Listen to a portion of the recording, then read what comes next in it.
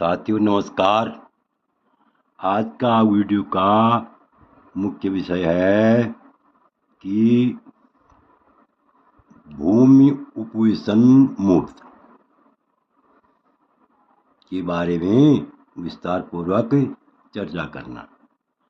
तो देखिए, भूमि उपवेशन मूर्त का अर्थ होता है भूमि उपवेशन मूर्त का अर्थ होता भूमि धन उपवेशन। भूमि माने यानी भूमि यानी भूमि धन उपवेशन अर्थात बालक को प्रथम बार भूमि पर बैठाना, भूमि पर बैठाने का मूर्त कब होता है, किस दिन शुभप्रद होता है, इस विषय पर हम विस्तार पूर्वक चर्चा करेंगे। समझ गए होंगे आप। यानी भूमि उपवेशन मूर्त का अर्थ होता है कि बालक या बालिका को, नवजात शिशु को प्रथम बार भूमि पर बैठाने का मूर्त। इसी विषय पर हम आज विस्तार पूर्वक चर्चा करेंगे। इससे पहले मेरा आप लोगों से अनुरोध है कि यदि आपने अभी तक मेरा चैनल सब्सक्राइब नहीं किया तो अवश्य सब्सक्राइब करने का कष्ट करें। वीडियो को यदि अच्छा लगे तो लाइक करें, शेयर करें। तो देखिए, भूमि उपवेशन मूर्त अर्थात जन्म से पंचम मास में 5वें महीने में मंगल के बलान्वित होने पर नवजात शिशु को, बालक या बालिका को प्रथम बार भूमि पर बैठाने के लिए ये विचारणीय मूर्त है। तो देखिए, शुभ तिथियां देखिए। शुभ तिथियां कौन कौन सी होती हैं? प्रतिपदा, प्रतिपदा शुक्ल पक्ष यानी कृष्ण पक्ष की प्रतिपदा तथा शुक्ल पक्ष की द्वितीया तिथि, तृतीया तिथि, चतुर्थी तिथि, सप्तमी तिथि, दशमी तिथि, एकादशी तिथि, त्रयोदशी तिथि तथा पूर्णमासी। ध्यान से देखिए, शुक्ल पक्ष की प्रतिपदा तथा यानी कृष्ण पक्ष की प्रतिपदा, माफ कीजिए, यहाँ पर कृष्ण पक्ष की प्रतिपदा है तथा शुक्ल पक्ष के द्वितीया, तृतीया, चतुर्थी, सप्तमी, दशमी, एकादशी, त्रयोदशी तथा पूर्णमासी। ये बालक को प्रथम बार, बालक या बालिका को प्रथम बार भूमि पर बैठाने के लिए शुभ तिथियां होती हैं। अब देखिए, शुभ बार। शुभ बार कौन कौन से होते हैं? गुरु चंद्र बुध शुक्र शुभा बारा शुभ स्मृता। इस प्रकार शास्त्र में उल्लेख मिलता है कि गुरु चंद्र बुध शुक्र, गुरु चंद्र बुध शुक्र अर्थात बृहस्पतिवार, चंद्रवार, सोमवार को चंद्रवार भी कहते हैं, बुधवार और शुक्रवार यानी सोम, बुध, बृहस्पति और शुक्र, ये 4 शुभ वार होते हैं। इन 4 वारों में किसी भी दिन आप बालक को या बालिका को भूमि पर प्रथम बार बैठा सकते हैं। देखिए, शुभ नक्षत्र। शुभ नक्षत्र कौन कौन से होते हैं? अश्विनी नक्षत्र, रोहिणी नक्षत्र, मृगशिरा नक्षत्र, पुनर्वसु नक्षत्र और तीनों उत्तरा। तीनों उत्तरा किसे कहते हैं? यानी उत्तरा नंबर 1 उत्तरा फाल्गुनी, नंबर 2 उत्तरा साढ़ा, नंबर 3 उत्तरा भाद्रपदा। ये 3 नक्षत्र हुए, समझ गए होंगे आप। पहली उत्तरा होती है उत्तरा फाल्गुनी नक्षत्र, दूसरा उत्तरा नक्षत्र होता है उत्तरा साढ़ा नक्षत्र और तीसरा उत्तरा नक्षत्र होता है, उत्तरा भाद्रपदा नक्षत्र। तो अब आप समझ गए होंगे कि अश्वनी, रोहिणी, मृगशिरा, पुनर्वसु और तीनों उत्तरा, अर्थात उत्तरा फाल्गुनी, उत्तराषाढ़ा और उत्तरा भाद्रपदा, हस्त, अनुराधा, ज्येष्ठा, अभिजित।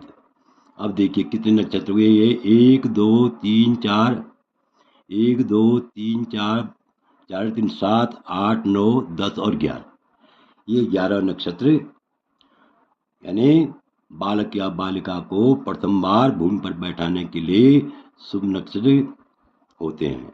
तो आगे देखिए शुभ लग्न कौन कौन से होते हैं। शुभ लग्न होते हैं 2 5 8 11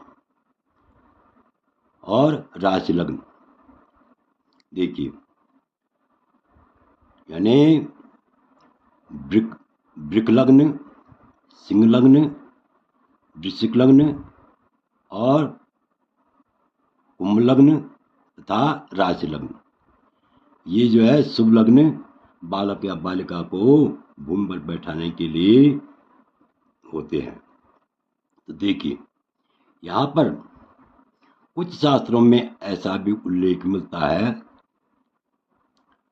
कि इसी दिन, जिस दिन आप प्रथम बार नवजात शिशु को, बालक या बालिका को भूमि पर बैठाते हैं, तो उसी दिन उसके सम्मुख कुछ वस्तुएं रखनी चाहिए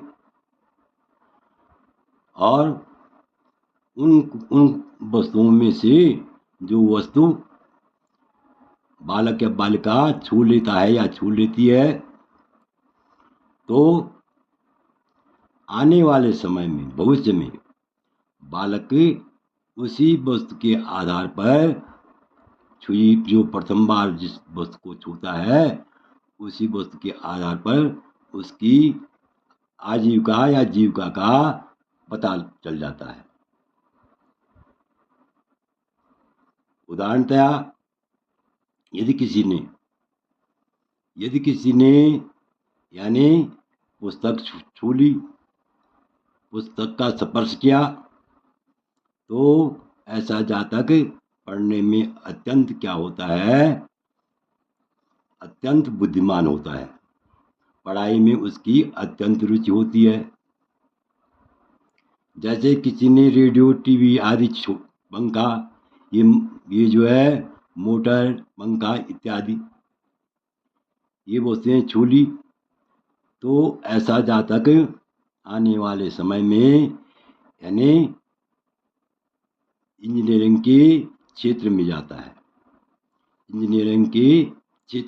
है, तो इस प्रकार से यदि किसी ने कलम छू दी, प्रथम बार कलम का स्पर्श कर लिया या पेंसिल का स्पर्श कर लिया, तो ऐसा जातक पढ़ने लिखने में अत्यंत कुशाग्र बुद्धि वाला होता है। यदि किसी ने सर्वप्रथम उसने सोना चांदी आदि का सिक्का छू लिया, तो ऐसा बच्चा जो है अत्यंत धनवान होता है। जिसने जो है यानी रुपये को स्पर्श कर लिया प्रथम बार, तो वह बालक या बालिका अत्यंत धनवान होता है या होती है। तो देखिए, लेकिन यहाँ पर शपथ लिखा हुआ है भूमि उपवेशन के अवसर पर, मतलब बालक को प्रथम बार भूमि पर बैठाने के अवसर पर बालक के सामने हानि रहित जो चीजें उसको नुकसान न दें, पुस्तकें, लेखनी, वस्त्र, सोना, चांदी, तांबा यानी मशीनें, मोटर, पंखा, रेडियो, टीवी आदि, खिलौने, ज्ञान विज्ञान, हिंदी, अंग्रेजी, संस्कृत, साहित्य आदि वस्तुएं रखें। इन वस्तुओं को जो बालक पहली बार सहज रूप से सर्वप्रथम स्पर्श करे तो वही उसकी भावी आजीविका होती है, ऐसा अनुमान लगाना चाहिए। लेकिन कुछ क्षेत्रों में इस जीविका की परीक्षा, ध्यान दीजिए, कुछ क्षेत्रों में यह जीविका की परीक्षा यानी अन्नप्राशन के दिन ली जाती है। ये खिलौने आदि वस्तुएं, सिक्के आदि या रुपये आदि, कलम, दवात, पुस्तक आदि वस्तुएं उसके सामने अन्नप्राशन के दिन रखी जाती हैं।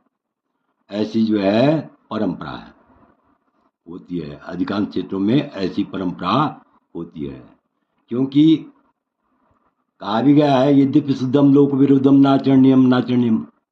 अगर कोई चीज शुद्ध हो भी लोक विरुद्ध हो, अर्थात उस क्षेत्र के लोग उसका विरोध करते हों, तो ऐसा आचरण नहीं करना चाहिए।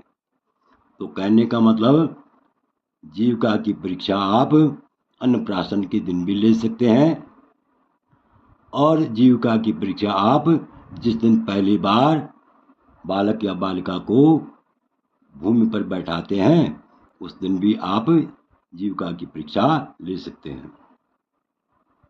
आशा है कि आप इस वीडियो को पूर्ण रूप से समझ गए होंगे। वीडियो मेरा आप लोगों से अनुरोध है कि यदि आपको यह वीडियो अच्छा लगे तो वीडियो को अवश्य लाइक करें और चैनल को सब्सक्राइब करें।